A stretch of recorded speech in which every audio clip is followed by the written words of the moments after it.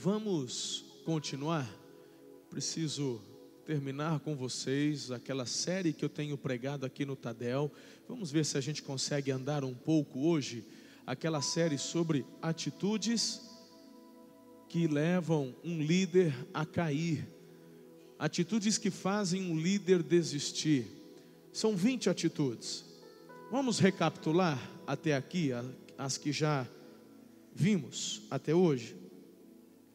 20 atitudes que levam um líder a cair. A primeira atitude, dialogar com o inimigo. A segunda, valorizar o cansaço. Todo mundo fica cansado, mas tem gente que só valoriza o cansaço e dá uma atenção além do normal a isso. Terceira atitude, incredulidade. Quarta atitude, crítica à liderança espiritual. Quinta, atitude de desobediência. Sexta, flertar com o pecado. Flertar com o pecado. Sétima atitude é a atitude de não corrigir os filhos. Isso se trata tanto dos filhos biológicos quanto os nossos filhos espirituais. É interessante porque a nossa cultura brasileira é uma cultura que evita a confrontação. Não é assim?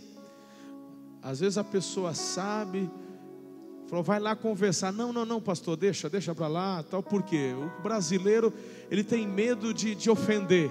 Ele tem medo de ofender e acabar perdendo, às vezes, aquela amizade, ou de ser mal compreendido. Então o brasileiro, nessa cultura do jeitinho, que é uma cultura maligna, diabólica, é aquela cultura dos panos quentes. Deixa para lá, deixa cair no esquecimento. Quando deixamos de corrigir as pessoas, nós, queridos, nós vamos dando margem às raízes de amargura, e nós vamos deixando aquela pessoa cada vez mais mergulhar no seu erro. E isso é falta de amor, porque a Bíblia diz que Deus disciplina o filho que ama.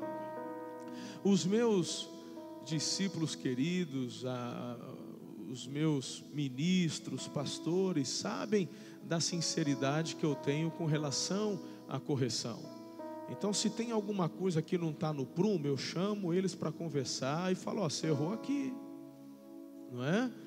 O meu pastor me corrige. Eu sei que às vezes é difícil, às vezes até, porque eu sei que vocês enxergam falhas em mim, não sou nenhum, eu sei disso, é claro, mas às vezes é difícil por conta da autoridade, às vezes a igreja ou até a liderança a corrigir, mas eu glorifico a Deus pelo meu pai espiritual, porque o meu pastor, ele enxerga e ele me corrige.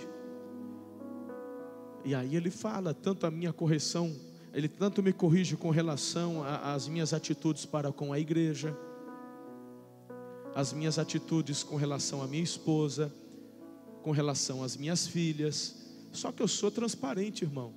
Quando eu vou para o MDA e ele pergunta, eu falo a verdade.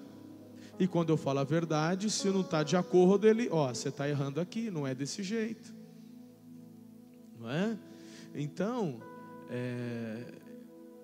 corrigir é amar. Agora algumas pessoas confundem, porque tem gente que acha que manda nas pessoas. MDA, discipulado, não é mandar. Não é mandar. Você não tem nenhum escravo.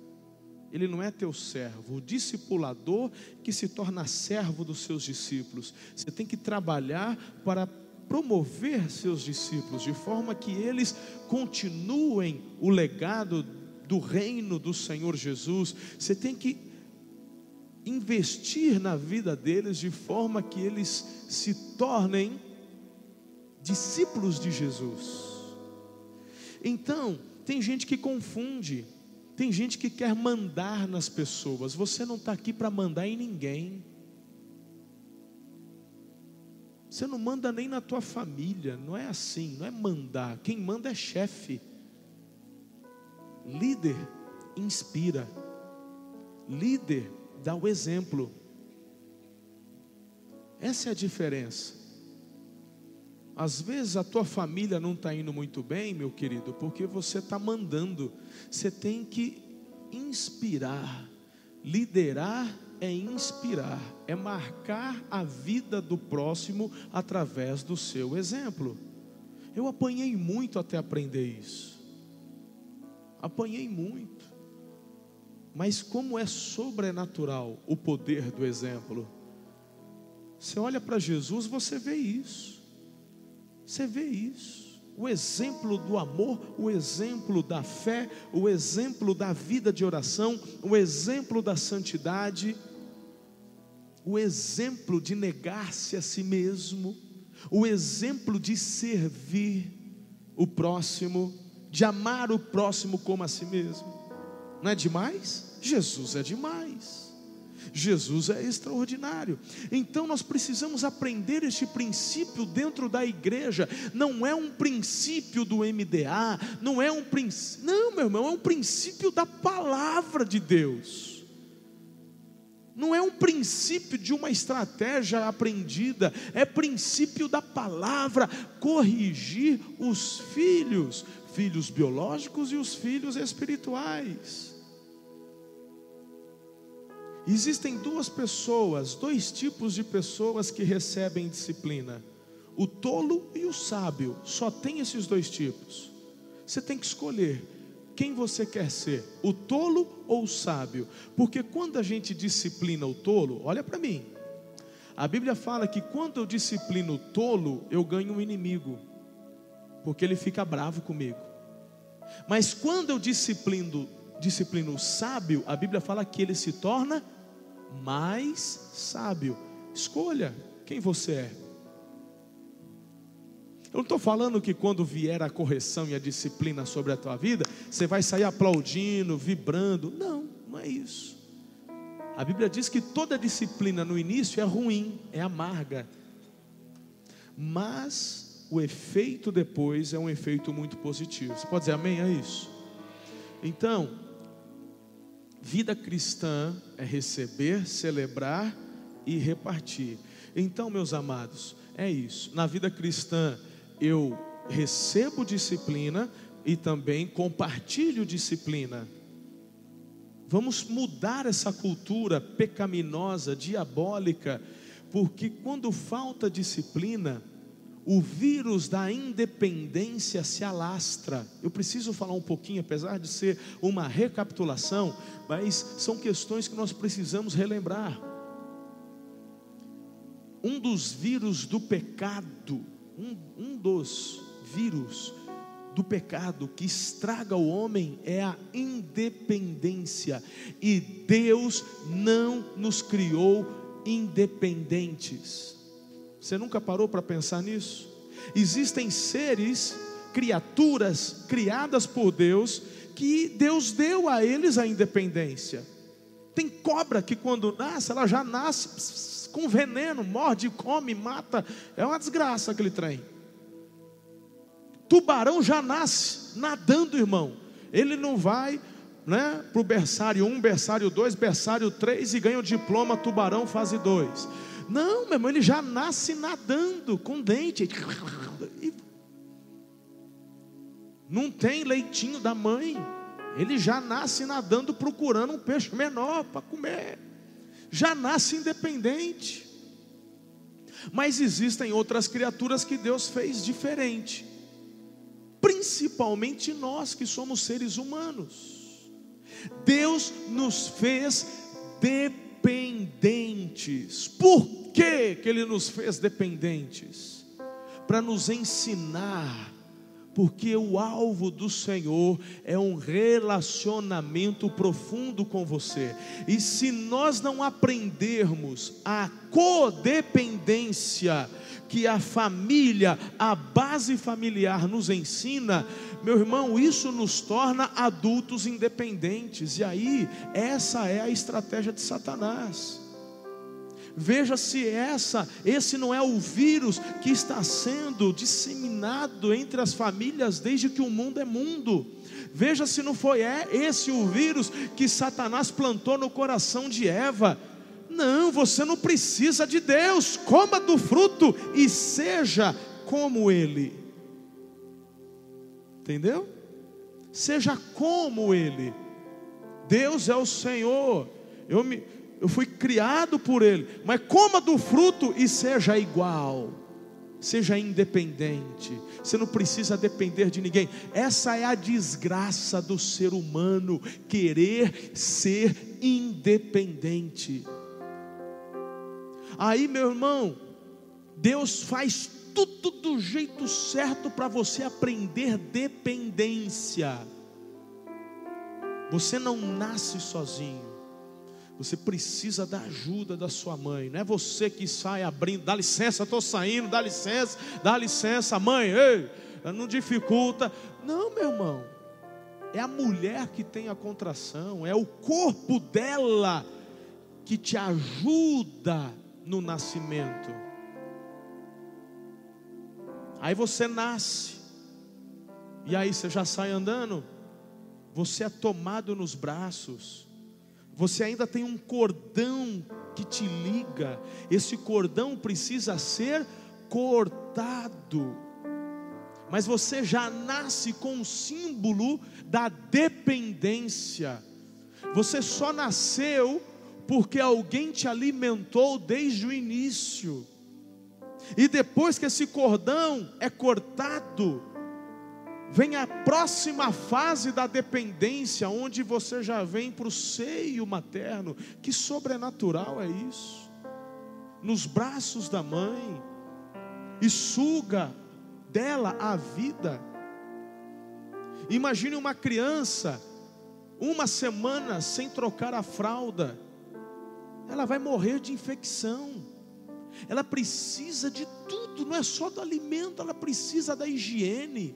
Ela precisa do amor, do afeto, do carinho. E Deus instituiu fases para que a criança cresça aprendendo a ser dependente. Dependência física, dependência psicológica, dependência emocional, dependência espiritual. Por quê, pastor? É Deus te ensinando para aquele momento glorioso, onde você transfere essa dependência total a Ele. Aí o que o diabo faz? Como nós aprendemos no fim de semana, arrebenta com a paternidade na tua vida. Aqueles que deveriam ensinar a dar o amor para que você fosse dependente, maltratam, abandonam, somem. Me diga se essas pessoas, elas conseguem correr para o colo do Pai espiritual, para o Pai eterno. Não conseguem, porque não aprenderam. O que o diabo ensinou, que nesse mundo cão é cada um por si, meu irmão. Se vira. Como aquela criança do João Arlindo que eu falei há anos atrás. Lembra, Júnior? Um jovenzinho, eu estava relembrando com a pastora Genoveva isso. Uma criança de 12 anos, aquele adolescente. 10 anos. Pinta braba. Pensando num moleque endemoniado.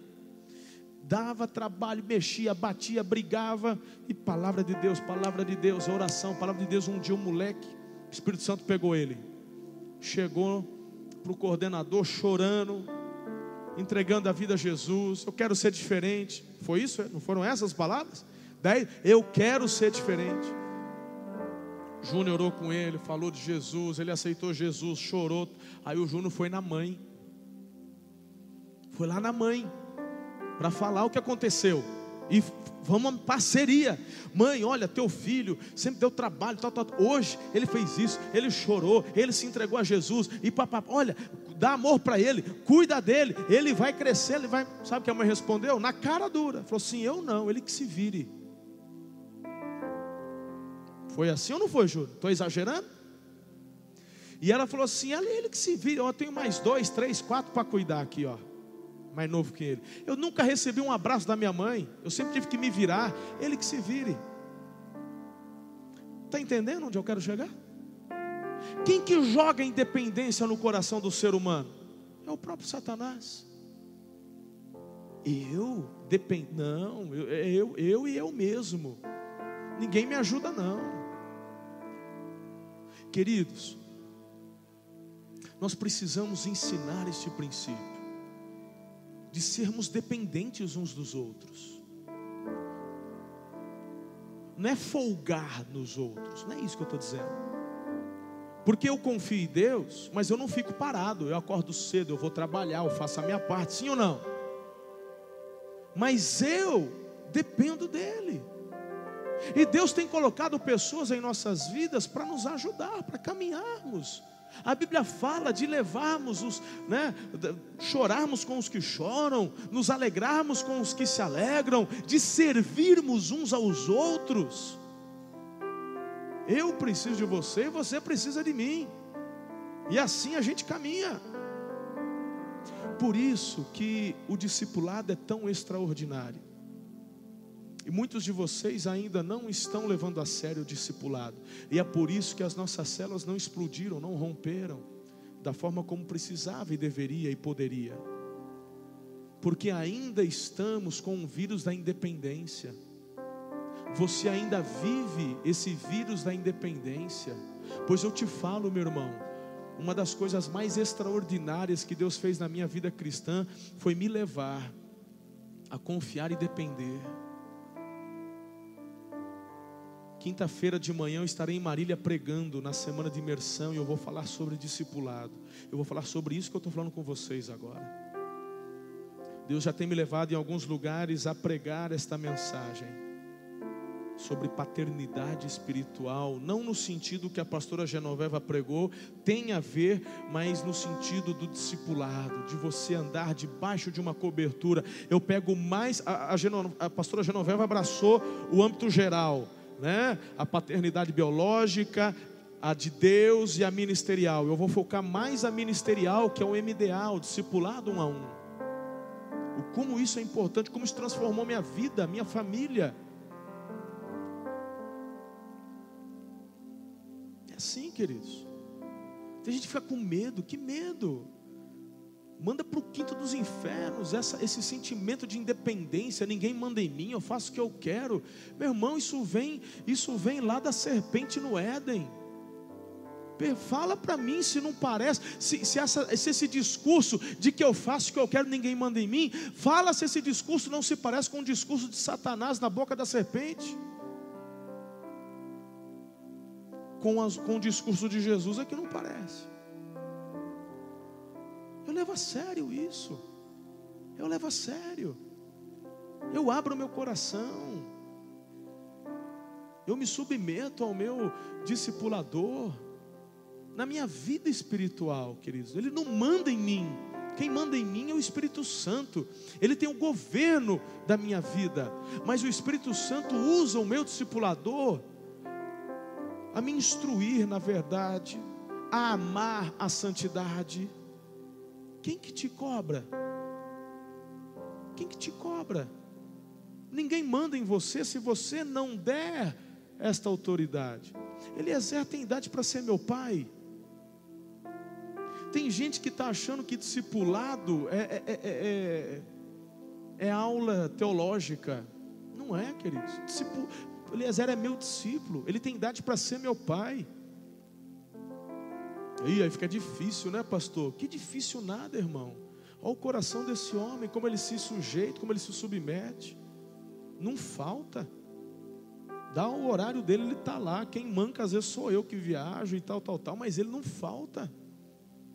Ele poderia falar, eu sou independente, eu tenho idade para ensinar esse menino. Ele poderia fazer, mas ele está lá, irmão. E ele me dá autoridade para perguntar para ele: como é que está a tua vida de oração, Eliezer? Como é que está a tua vida com Deus? E ele abre o coração: está assim, está assado. Como é que está lá com a família? Como é que estão com os filhos, com as noras? Está assim, está assado. A gente ri junto, a gente chora junto, a gente... É demais. Agora, quem sai abençoado nessa história? Você que está na independência, não se submete a ninguém, ou aquele que tem a oportunidade de abrir e derramar o coração? Eu já passei por essa fase. Medo. de ninguém saber da vida do pastor. Lembra que eu já falei isso aqui, que eu fui ensinado a não me abrir com ninguém da igreja? Pergunta para Karen se alguma vez eu falei com ela assim: olha o que você vai falar no MDA, hein? Alguma vez te disse isso? Ela faz MDA com uma membro da igreja. É a Débora que é a discipuladora dela. Ela vai falar o que ela quiser. E ela abre o coração. E eu sei que quando ela abre o coração, nem sempre ela só está elogiando o pai dela, porque ela vai falar das mazelas dela, das dificuldades que ela tem com o pai dela. Eu sei, a Débora não me conta, porque é segredo do MDA, mas eu não preciso, eu não sou inocente. Ai, mas e aí? A Débora vai saber às vezes que o pastor às vezes pisou na bola com a Karen?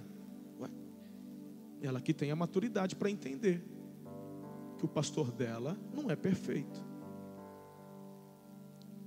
Quem está entendendo o que eu estou falando? Aí você fica com frescura dizendo: eu não vou abrir minha vida com ninguém. Você está no vírus da independência. Meu irmão, só o sangue de Cristo para poder, que é o antídoto para isso. Só receber uma dose dupla, né, na veia e falar: chega, eu preciso abrir meu coração. E isso serve. Não, eu já estou no discipulado. Você está no discipulado, mas é um discipulado água com açúcar. É discipulado para ficar falando mal dos outros. É discipulado, você fica igual cachorro correndo atrás do próprio rabo. É ridículo. Eu aconselho gente todo dia. 2 minutos de conversa. Primeiro que o Espírito Santo me deu o dom do discernimento e palavra de conhecimento. Já começa por aí. Tem gente que senta na minha cadeira, não fala nada, o Espírito Santo já me fala, já me revelou. E outras vezes ele não me revela, mas aí ele me dá o discernimento. 1 minuto eu já sei qual é o começo, o meio e o fim da conversa. Aí eu tenho que ficar 1 hora vendo a pessoa correr atrás do próprio rabo. Eu falo: mas que papel de ridículo que ele está fazendo. E eu, né, com aquela cara, tá bom, até ele esvaziar. Eu falo: mas você não falou o principal. Mas o que é? O que você tinha que falar era isso. Tem gente que perde a oportunidade. Tem gente que perde a oportunidade de crescer, porque fica se escondendo no vírus da independência.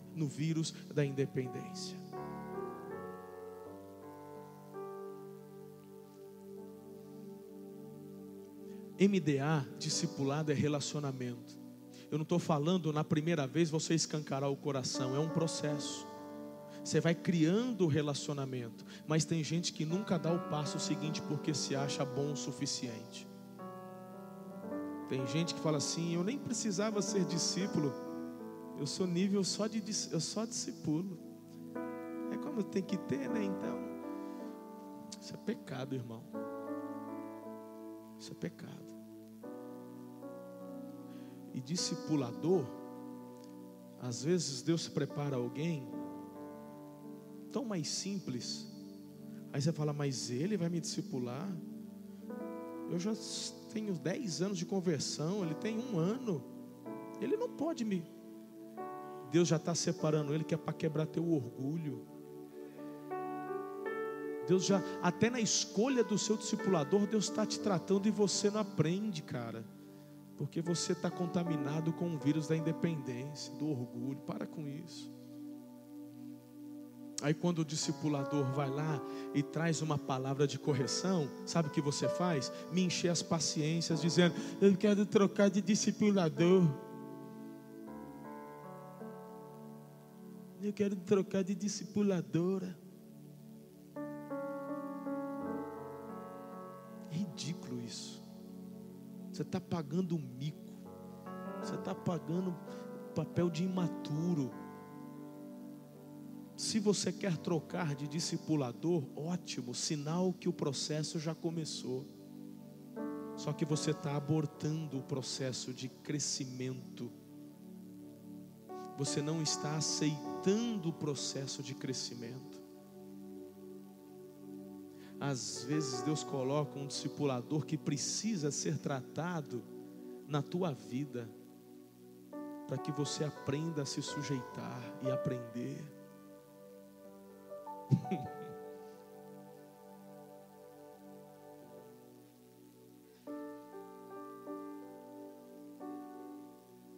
Eu não morria de amores pelo pastor Domingos. Se eu te contar o processo, como foi que ele se tornou meu discipulador, você vai rir. Eu não sabia o que era MDA. Eu não sabia o que era esse discipulado. Eu não sabia. Mas o Espírito Santo sabia que eu precisava disso. Eu fui o primeiro discípulo do pastor Domingos de fora da equipe dele. Hoje ele tem pastores das maiores igrejas do Brasil que são discípulos dele. E o menor sou eu. Mas como eu fui o primeiro, ele não pode me deixar, tem que ficar ali.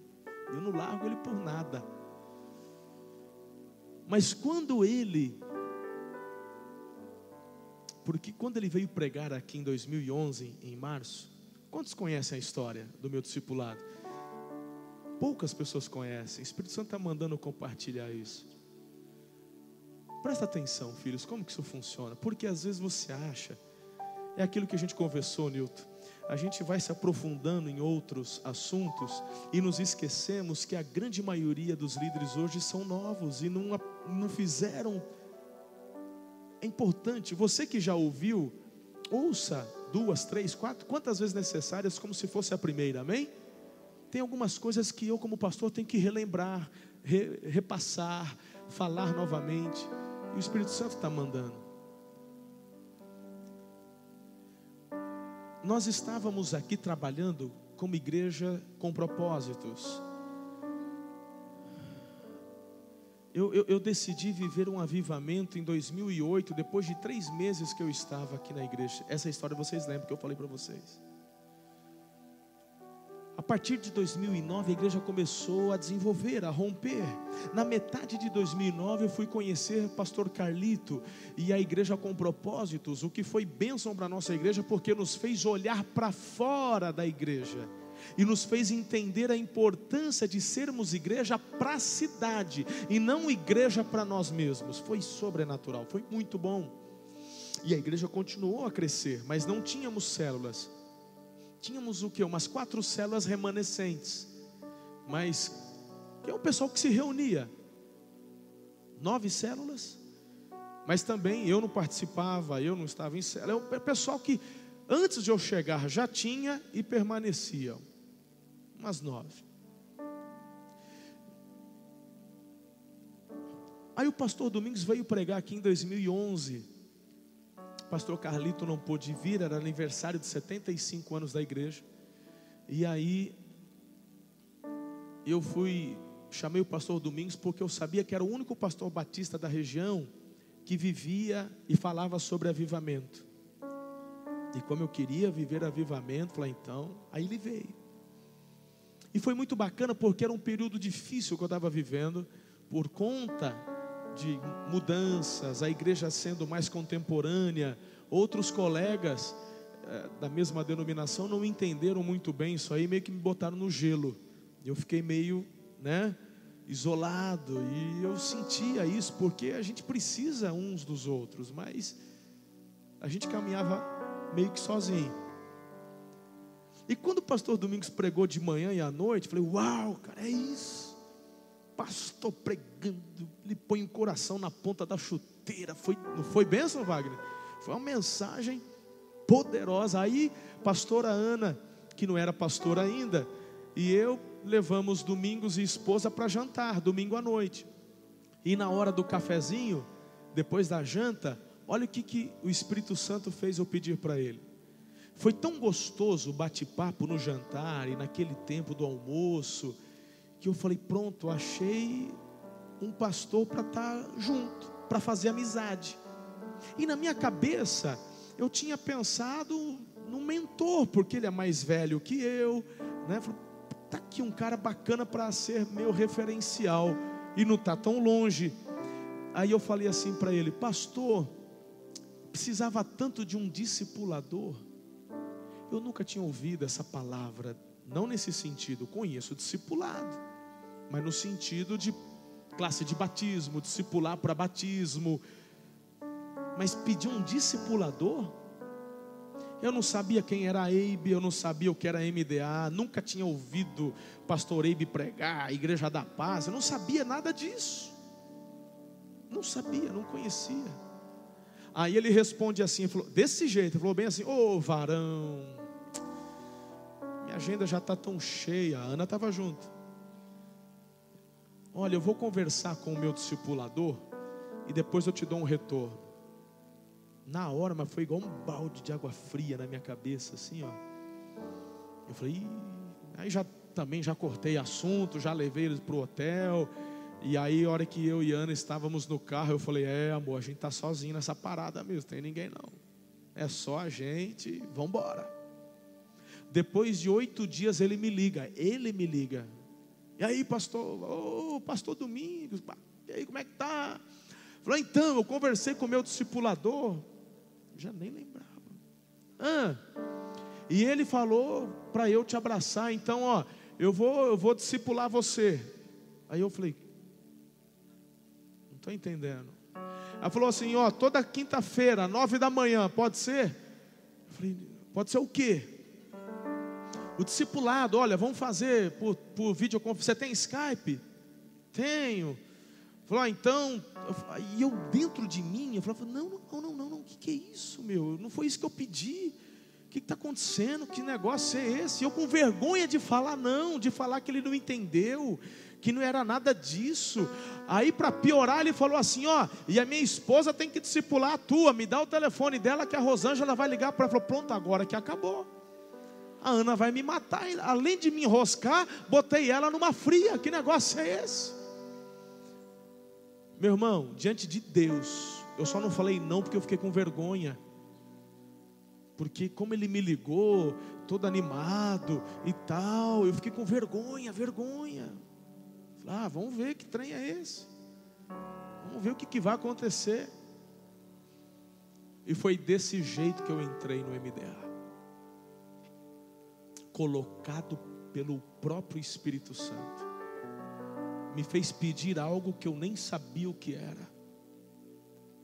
Aí depois do meu primeiro MDA, eu já me apaixonei. Eu falei, nunca mais eu fico sem saber, era aquilo que eu precisava e procurava. Foi através do MDA, igreja, que o meu pastor me ensinou a ter uma vida poderosa de oração. Eu não sabia o que era isso. Eu ouço de muitos pastores que criticam esse negócio de oração e tal. Eu ouço de pastores que falam, que exagero, é orar 2 horas por dia.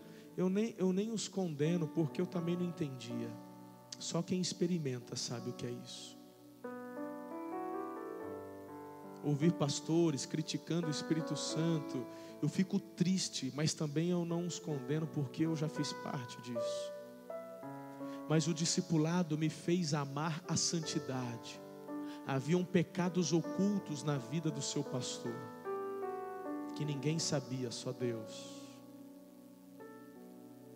E nesse processo de MDA, eu fui sendo curado do vírus da independência, do pastor, que não precisa de ninguém, só tem que andar em parceria com a administração, mas que não precisa de ninguém, afinal de contas eu sou o pastor.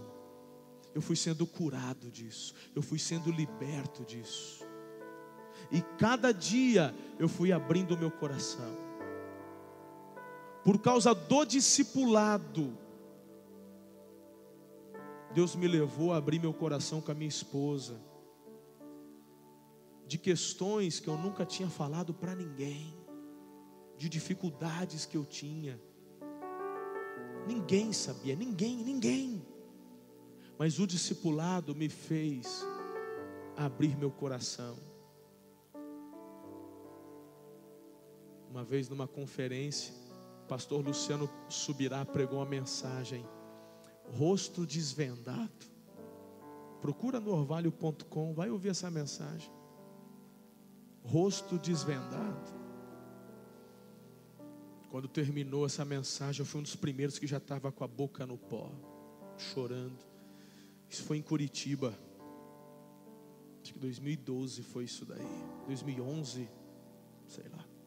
E aí, queridos, nós fomos depois do almoço, isso foi de manhã, à tarde fomos para o hotel, e depois que terminou a conferência à noite, falei para a pastora: senta aí, eu decidi tirar o véu, deixa eu falar quem é o teu marido. E eu abri meu coração com ela, e passamos a madrugada conversando, chorando e orando juntos. Isso trouxe cura na minha alma. O discipulado me fez abrir o coração com a minha mãe, sentar com ela e aí perguntar, falar, abrir o coração. Choramos juntos. E depois desse processo de cura, eu consegui abrir o coração com o meu pai espiritual. Pastor, olha, assim, aconteceu isso.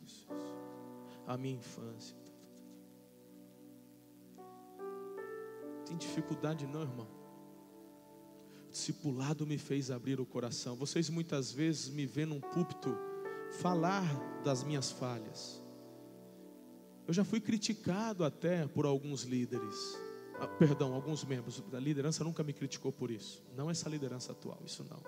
Mas alguns me criticam. Você não tem que ficar falando da tua vida, dos teus erros. Eu falo assim: meu irmão, eu falo mesmo. Você está achando que a autoridade se conquista por um estereótipo falso? A autoridade quem dá é o próprio Deus. E a única autoridade que eu preciso exercer é a que Ele me deu para poder amar, cuidar e velar de vocês. Eu não tenho que fazer nada para conquistar a autoridade de vocês, a não ser viver a minha vida com Cristo, na dependência do Espírito Santo. E eu sei que muitos têm sido edificados quando veem que o pastor erra, reconhece e corrige a si próprio. Mas quem fez isso na minha vida? O discipulado fez isso na minha vida. Porque eu decidi ser disciplinado. Eu decidi receber disciplina com amor. Não importa qual idade você tem. Você pode ter as suas cãs, que são os cabelos brancos.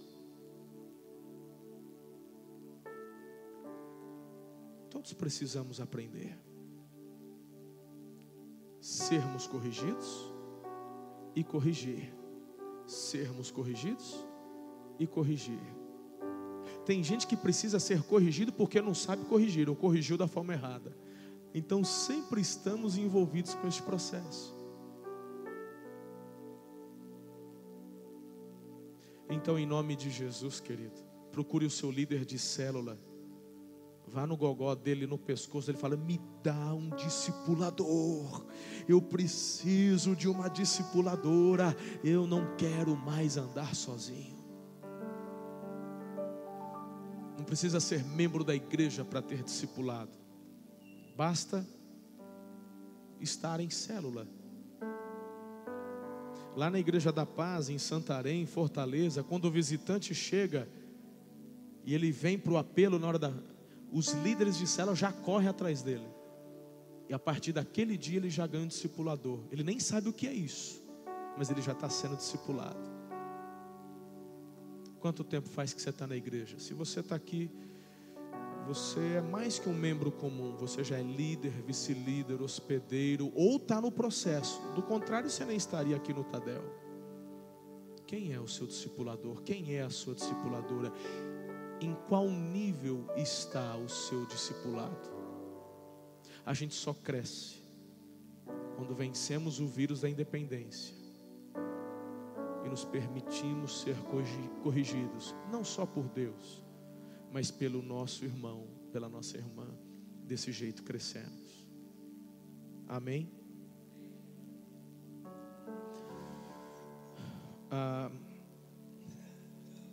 Oitava atitude que faz um líder cair é a rebelião. Nona atitude, ficar ocioso. 10ª atitude, a deslealdade. E nós paramos aqui, não foi? Foi no 10º que nós paramos. Agora são 9h15. Eu vou passar pelo menos um, senão vai pensar que, né? Senão vai pensar que o pastor não está querendo pregar. Mas, irmão, sabe de uma coisa? Depois que eu decidi viver na dependência, no governo do Espírito Santo, Ele está fazendo isso tantas vezes. Antes eu me certificava tanto, né? E eu continuo me preparando como nunca, muito mais hoje do que antes. Mas eu era muito mais dependente do esboço. E agora, irmãos, é incrível como o Espírito Santo, parece que ele vai dando o que a igreja precisa naquela hora. São coisas que depois que eu falei, por que eu disse isso? E aí depois vem alguém e fala, eu precisava, foi para mim. Fala, foi para você? Aleluia. Demais esse negócio, demais. Mas deixa eu compartilhar a 11ª atitude então, que derrubam os líderes: viver para os prazeres. Eclesiastes capítulo 2, um texto muito bom para você anotar, ler e meditar, são os versículos de 2 até o 11. Eclesiastes 2, de 2 a 11, leia em casa. Eu vou recitar só um pedacinho aqui. Tudo que os meus olhos viram e o meu coração desejou. Esta frase marca a vida de Salomão. Talvez para muitos o que marca a vida de Salomão seja a palavra sabedoria. De fato, ele foi um homem sábio. Mas o homem sábio se tornou tolo. E quanto mais sábio, quando você anda pelo caminho da tolice, eu posso dizer também que foi o mais tolo. Quanto mais conhecimento, meu irmão, o seu desvio vai ser também acentuado ao mesmo nível do tamanho do conhecimento. Quem entendeu isso? Salomão era um homem muito sábio, mas no final, durante a sua vida, por conta das suas conquistas, o seu coração se desviou do Senhor. E se a Bíblia diz que o princípio da sabedoria é o temor do Senhor, eu posso afirmar biblicamente que Salomão se tornou um dos homens mais tolos da terra, porque ele se afastou dos caminhos do Senhor, inclusive, meu irmão, vindo a adorar falsos deuses por conta das esposas que ele teve. Então, uma das frases que marca para mim a vida de Salomão não é a sabedoria, mas o que os meus olhos viram e que desejaram, não lhes neguei nada. Outra frase para mim que marca a vida de Salomão é: tudo é vaidade. Essa é a palavra-chave de Eclesiastes. Tudo é vaidade sem Deus. E eu quero crer que Salomão chega no final da sua vida, na velhice, e reconhece isso. Quero crer que Salomão se arrepende por conta, inclusive, desse livro que ele deixa registrado para nós, inspirado pelo Espírito Santo. Mas meu irmão e minha irmã, preste atenção, porque Salomão perdeu os seus melhores anos, que foram justamente os anos da sua juventude, da sua força, por correr atrás daquilo que os seus olhos desejaram, almejaram. E aqui está algo que eu e você precisamos lutar todos os dias. Gostar de coisas boas não é pecado, não é erro, mas quando isso toma conta do teu coração, meu irmão, pode ter certeza, isso vai desviar você do foco. Então quem tem uma vida pautada apenas aos prazeres, vai dar com os burros na água. Ou seja, correrá atrás do vento. Quem corre atrás do vento, colhe tempestade, querido. Veja se não é essa a filosofia de vida da maioria dos jovens do nosso país. Viver para os prazeres. Nunca, como antes, se cultuou tanto o corpo. Nunca houve tanto de forma aflorada o pecado do narcisismo como nos últimos tempos. Jovens diminuindo suas vidas por conta de um corpo escultural. E eu digo isso não só por conta do exercício, mas por causa de uma falsa propaganda que lhes são vendidas. Propagandas falsas. Vêm as fotos das revistas, os artistas que aparecem nos filmes, na televisão, aqueles corpos esculturais, porcentagem mínima de gordura no corpo. E eu digo isso tanto para os homens quanto para as mulheres. E eu digo que essa é uma das artimanhas que Satanás tem pegado mais os homens do que as mulheres. É só você ir nas academias de musculação. Homens não apenas exercitando o corpo, mas literalmente vendendo seus corpos à morte. Fazem uso de esteroides, anabolizantes, de medicamentos proibidos, medicamentos que talvez vão dar a eles um pouco mais de força e inchaço nos músculos, ou ajudar uma perda de gordura, mas que custa caro amanhã. Estarão acelerando o processo de câncer. Meu irmão, isso eu ouvi quando eu era pastor de jovens em Tupã. Eu comecei a ver que muitos dos meus jovens estavam indo para as academias, e lá nas academias eu soube que eles estavam fazendo uso de anabolizantes, e eu então comecei a fazer academia, musculação, para estar junto deles. E eu me apaixonei pela academia e fui ganhando, fui fazendo. Era pastor de jovens, eu tinha tempo para isso. E eu estava lá, fazia musculação a semana toda. E eu fui com o propósito de mostrar para eles que você pode ter um corpo saudável sem uso de anabolizantes e essas coisas todas. E quantas vezes nas academias, conversando com os jovens e sabendo que chega uma hora que ninguém esconde não, irmão. É na cara dura. Ontem o camarada estava lá pegando 2 latinhas de ervilha e fazendo supino com 10 quilos cada lado.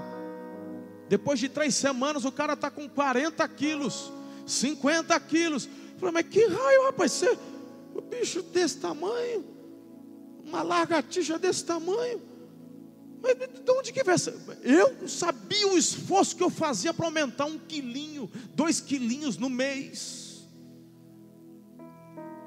E o camarada do nada, irmão. Não, as paradas que a gente vai. Paradas? Que paradas? Uns anabolizantes, um Winstron, Deca e tal, não sei o que. É ciclo daqui, é ciclo de lá. Eu falei, cara, bicho, isso aí dá câncer. Não, que eu tomei um ciclo de Deca. Aí vai pegar a bula da Deca. Ele rola, né? Igual o manuscrito, rola a bula do remédio. Aí você vai lá, efeitos colaterais: diminuição dos testículos, aumento dos pés, aumento de orelha, não sei o que. Meu irmão, mas a lista dos efeitos colaterais: esterilidade, impotência. Aí, cara, olha isso, velho. Falei, rapaz, eu não quero viver para sempre, não. Olha isso. Falei, cara, mas isso aqui com 40 anos, você vai desenvolver um câncer. Rapaz, eu lá quero viver até os 40. Meu irmão, eu não estou inventando. Diante de Deus que eu ouvi isso de jovens de 15, 16, 18, 20 anos de idade. Porque é uma vida voltada aos prazeres momentâneos e imediatos. Essa é a nossa geração. E meu amado irmão, se você tem uma vida voltada para isso, você não vai viver os sonhos de Deus. Você não consegue, não dá para misturar. se você só está vivendo para ser a menina que vai chamar a atenção, se você só quer viver para ser a sensual da igreja, se você quer viver e vir para a igreja e liderar só para ser para chamar a atenção, para ter o cabelo mais bonitão, para ter o músculo mais grandão, meu irmão, você está vivendo para os prazeres. Se você está vivendo só para ser o líder mais multiplicador, na verdade você está em busca de prazeres, de um reconhecimento que o orgulho te dá. É por isso que não cresce, é por isso que Deus não te honra, porque, como diz Tiago, está pedindo pelos motivos errados, pelos seus próprios prazeres. Deus é o maior interessado em te dar um bom carro, em te dar uma esposa bonita, um marido bonito, em te dar um bom emprego, um bom salário. Então por que Deus não me deu ainda, pastor? Porque o teu coração ainda está pautado nos prazeres e não nele. Eu aprendi isso quando eu recebi o chamado de Deus aos 17, 18 anos. O meu sonho era ter uma moto, eu já falei isso aqui para vocês. Era apaixonado por moto. Quando Deus falou, eu quero você em tempo integral no ministério, a primeira coisa que eu falei para Deus, e minha moto? Porque eu sabia que ia ter que viver pela fé. E aí viver pela fé, irmão, eu já sabia que eu nunca ia conseguir conquistar a moto. Eu já tinha um chaveiro da minha moto guardado. Era um chaveiro profético. Nem eu sabia que o negócio era profético, mas já era. Tinha um chaveiro, Eliezer, guardado. Depois ficou tão velho e feio o chaveiro, que quando Deus me deu a moto, aquele chaveiro não deu para usar. Comprei um outro mais novo. Mas eu falei para Deus, e minha moto? Aí eu falei assim para Deus, porque eu tenho um monte de primo que tinha tudo a mesma idade, um ano a mais, um ano a menos, e todo mundo naquela época já se preparando para a faculdade, outros já fazendo, e aí uns brincavam, não, pode ficar tranquilo, que você vai trabalhar na minha empresa, sabe aquela coisa de primo, né? Aí eu falei, Deus, como é que vai ser? O Senhor vai me chamar para o ministério, lá sei o que o Senhor vai fazer da minha vida, missionário, pastor, e todo mundo de carro novo, moto nova, casa bonita, e aí? E os meus filhos, Deus? Diante de Deus que eu falei isso para ele. Ele não me deu muita bola não, ele só falou assim, de você cuido eu. Falou, tá bom. Foi para mim na época, bastou. E o Senhor foi me ensinando a depender dele. O Senhor, durante o seminário, eu não tive apoio da minha igreja, eu não tinha sustento. Eu terminava o final do semestre no meu seminário devendo, o tesoureiro falava assim, se você não pagar, você não pode voltar. E eu não tinha igreja. O meu seminário era integral, eu tinha que morar lá. Aí quando tinha 1 mês, 2 meses de férias, eu ia trabalhar de marreteiro, que é auxiliar de caminhoneiro. Dormia na caçamba do caminhão, tomava banho em posto de gasolina. E eu fui fazer isso. Uma vez eu estava deitado, era uma carga de mesa, aquelas mesas de prancha, e eu estava deitado com um colchãozinho, meu irmão, fuleira, no meio dessas mesas, espremido assim, um monte de cadeira, a mesma carga, e eu, onde dava para encaixar, botei, não dá para ver lá, para cá, você fica meio pernilongo. Posto Presidente, lá na Via Anguera, perto de São Paulo. O motorista dormindo na cabine e eu no relento. Não dá para ver estrela, que em São Paulo não se vê estrela. Aí eu comecei a me lembrar. Poxa Deus, eu tinha um quarto bacana, eu tinha um carro, eu sempre fui trabalhador, nunca fui, o Senhor não me chamou. Desde os 9 anos que eu trabalho com horário para entrar, horário para sair. Tipo, pegou a Camila, assim, o povo, né, que me ensinou a trabalhar. Graças a Deus, meu pai me ensinou a trabalhar. E eu aqui, Deus, não conseguia dormir por causa de pernilongo. Dormi no meio de um posto de gasolina. E eu dei uma murmuradazinha. Aí ele falou: estou te ensinando, estou te preparando. Queridos, todas as fases que nós passamos com Deus é para te preparar para o que Ele vai fazer. Sabe por quê? Porque Ele te ensinou a ser codependente dEle. Às vezes você chega onde você está, como líder, supervisor, ministro, pastor, e talvez você está assim: mas não está demorando. É que ainda tem o vírus da independência dentro do teu coração. Precisa arrancar isso. Porque só quando você é governado por Ele, você vai conseguir dar toda a honra e glória para Ele. E você não vai usurpar nada para você. Como eu glorifico a Deus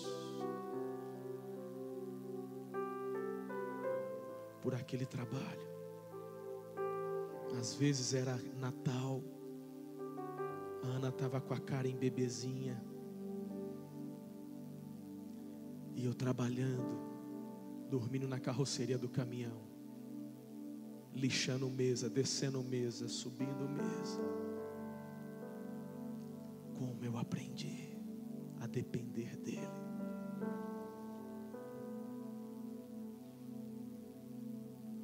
Eu aprendi a viver para Ele. Aí sabe o que é gostoso? Quando você aprende a viver para Ele, o seu prazer está nele. E quando o teu coração e o seu prazer está nele, Ele te oferece os prazeres que Ele criou para você aqui.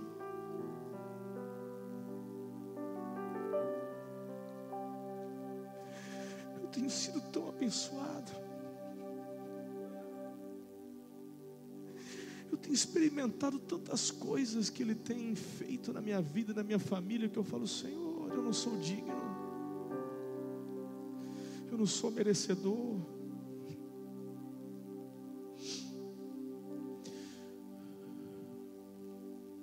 Às vezes, queridos, você não vai ter o recurso.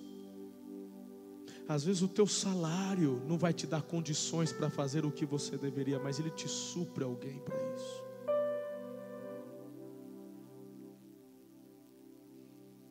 Eu estava explicando há pouco, eu quero encerrar, eu não quero me delongar muito, mas eu estava explicando ontem com a Genoveva, conversando ontem, hoje com um casal muito querido. Em Tupã nós fomos os primeiros pastores auxiliares. A igreja nunca teve. No meio batista, isso era meio que desnecessário. Eu tive que quebrar pedra como pastor auxiliar. A igreja não nos olhava com bons olhos. A igreja nos olhava como gasto desnecessário. No início. Depois ela entende, viu que é bênção, e hoje a igreja de Tupã tem mais auxiliares. Quando eu fui para Campinas, idem, eu fui o primeiro pastor auxiliar. Aquela visão antiga que o pastor faz tudo. Para que ter um auxiliar? Já tem um pastor. Então o salário sempre é muito pequeno. A gente vendia o almoço para comprar a janta, como diz o ditado, né? Sempre apertado. E na época de férias, eu sempre vi o meu pastor tirando férias, mas eu não podia, porque eu tinha que vender minhas férias, muitas vezes para poder sanar compromissos, porque era sempre tão apertado, sempre. 5, 6 anos em Tupã, pagávamos aluguel, não tínhamos armários, as nossas roupas ficavam penduradas em araras, porque não tinha dinheiro para comprar guarda-roupa, queridos. Era assim.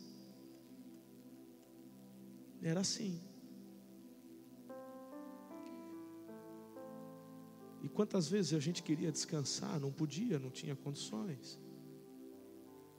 Eu pedia, chorava com a igreja, compra os meus 30 dias. E a igreja comprava as minhas férias. Então eu cresci no meu ministério pastoral sem saber o que eram férias. Porque pastor para tirar férias na cidade não são férias.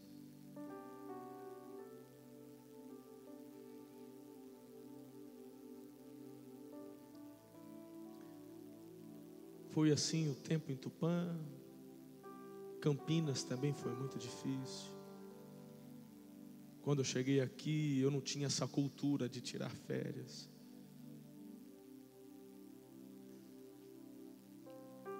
Em tudo isso eu fui vendo Deus me preparar, me ensinar. E de uns anos para cá, queridos, Deus começou a me levar a experimentar coisas que eu jamais pensei que seria capaz. Eu nunca sonhei em sair do Brasil. Até 2011, até 2012, o teu pastor nem o Paraguai conhecia.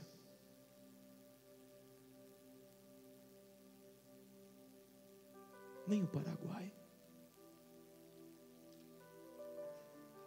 E de repente Deus me leva para Coreia e Japão. E de repente Deus começa a me levar para as nações. E de repente Deus me começa a levar pelo Brasil. Eu que nunca tive dinheiro para poder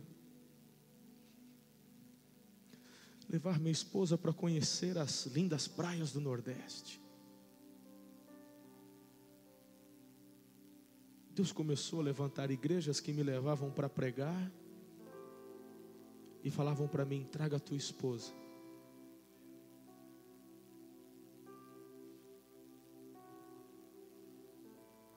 Quando você começa a viver não para os prazeres, mas para o Senhor, o salmo começa a se concretizar na tua vida. Agrada-te do Senhor, e Ele satisfará os desejos. Mas se você quiser viver para os desejos do teu coração, você não viverá para agradar o Senhor. Então Ele vai te ensinar até que isso aconteça. Hoje um casal tão querido falou assim: pastor, nós temos uma casa. A gente não aluga. É nossa, é o nosso refúgio. Nós queremos que o pastor use essa casa de frente para a praia, no apartamento, para ter um tempo com a sua família, quantos dias quiser, quantas vezes quiser.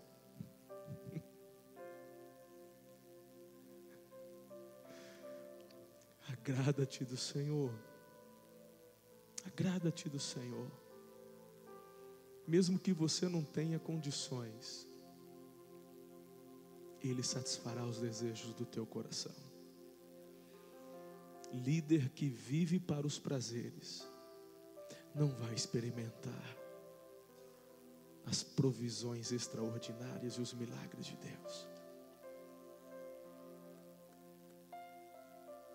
Meu irmão, se eu te falar tudo que Deus está fazendo, e eu não sou o queridinho dele, porque Deus não tem filho predileto, Deus tem filho obediente.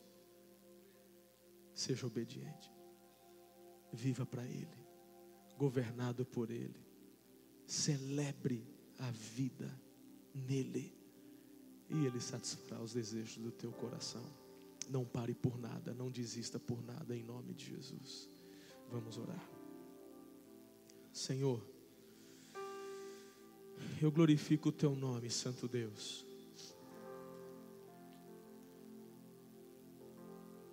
Pela forma como o Senhor me ensinou a me alegrar em Ti.